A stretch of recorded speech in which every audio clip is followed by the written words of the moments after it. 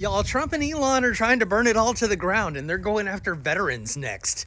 Veterans. They've already purged a bunch of people from the FBI if they thought that they weren't a Trump loyalist. They are doing their damnedest to shut down the Department of Public Education, which is going to affect millions of teachers and students and people who work at schools across the nation. They are doing their best to try and purge all the veterans from the government. Now, Elon and his little muskrat assistants are at the Department of Veterans Affairs. The VA costs about $300 billion a year, but Trump and Elon seem to think that that's way too much and we should cut it in half. That's right, they want to take $150 billion away from veterans. It seems like the only time these people care about our soldiers is when they go to war and fight and die, but they don't really care about them once they come back home. That is, of course, unless they can use their gravesite as a prop for a photo op. I can't believe people voted for a man who smiles and gives a thumbs up over a gravestone. Now I say that, but I might do that over his someday.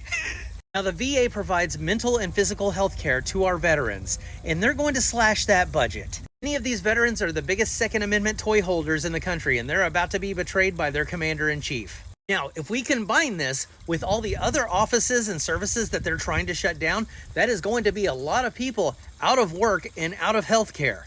What do they think is going to happen with these people who feel like now they have nothing to lose? And the thing about a strong, intense idol worship is this: love can sometimes border on hate. If a person or a group has a personal attachment to, say, like a cult leader, and then all of a sudden those needs are not being fulfilled by that leader, things might change a little bit in the relationship. And suddenly we go from somebody who is an adoring fan to somebody who feels betrayed and needs to get even. Especially if these people spent a fortune sending him donations or buying his merch. I'm sure these will go up in value one day. What would Jesus think? They blow loads of money on this shit, and then they get ousted from friends groups and family during the holidays. They spend a lot of time driving to rallies and sitting in the stands and listening to him whine about his life for hours. What does he expect people to do whenever they come to the realization that he never really cared about them at all? When they realize that the things that they thought they voted for, they're not gonna get.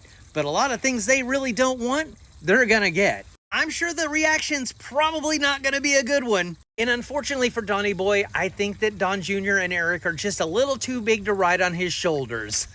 I kind of would like to see him try it, though. And all we need is to see about 5 to 10% of his supporters start to turn on him before we start seeing a cascading effect. Keep in mind, this was done by somebody who voted for him. Now, I know that he doesn't feel like he's beholden to these people anymore since he can't be reelected. But a lot of these people have been proven to be a little bit unstable or maybe dangerous. But to see his people turn against him en masse, I would love that for him.